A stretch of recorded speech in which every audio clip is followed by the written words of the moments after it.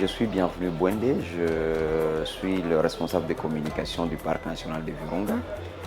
Je me retrouve actuellement à Kinshasa pour représenter le parc au Festival mondial de musique et du tourisme qui s'est tenu du 16 au 18 juillet dernier. Et si nous sommes là, c'est justement pour pouvoir parler du parc, présenter le parc national de Virunga, rappeler que nous parlons ici du parc les plus importants de la République démocratique du Congo, les plus importants d'Afrique en termes de biodiversité, et les plus anciens, parce que c'est le tout premier parc qui a été créé en 1925. Comme vous le savez, le parc national de Virunga évolue dans un contexte sécuritaire difficile, et il était question pour nous de dire que malgré les difficultés, nous survivons, nous sommes résilients et nous poursuivons notre mission de la conservation et la préservation de la biodiversité de ces terres protégées. En fait, le parc national de Virunga n'a pas perdu son prestige du tourisme parce que, vous le savez, malgré le contexte difficile, le parc garde sa notoriété.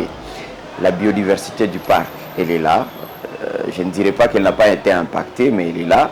Nous gardons des espèces emblématiques dans ce parc-là, notamment les gorilles des montagnes, les grands mammifères, notamment les éléphants, les hippopotames, les buffles.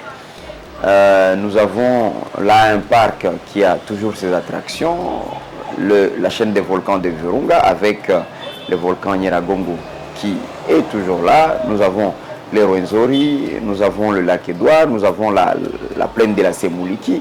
Toutes les attractions restent intactes. Mais évidemment, il est impossible de parler du tourisme actuellement, vu le contexte sécuritaire précaire dans la région.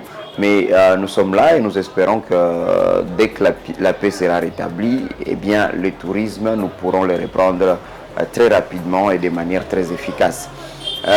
Mais si nous sommes venus, c'est d'abord de dire que le parc est menacé. C'est un rappel, c'est un appel.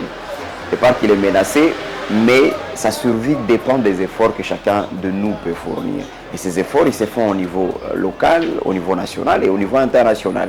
Et il n'y a qu'avec la contribution de tout le monde que nous pouvons réussir à maintenir ce parc qui, je le rappelle, cette année a fêté ses 100 ans d'existence.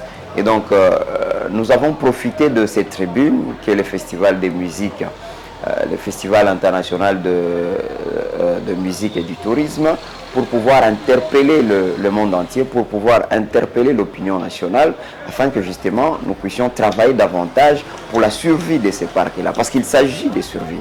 Les menaces sont là, la résilience pour faire face à ces menaces, elle est là, mais nous avons encore besoin de beaucoup plus d'efforts qui viennent de chacun de nous pour que ces parcs survivent.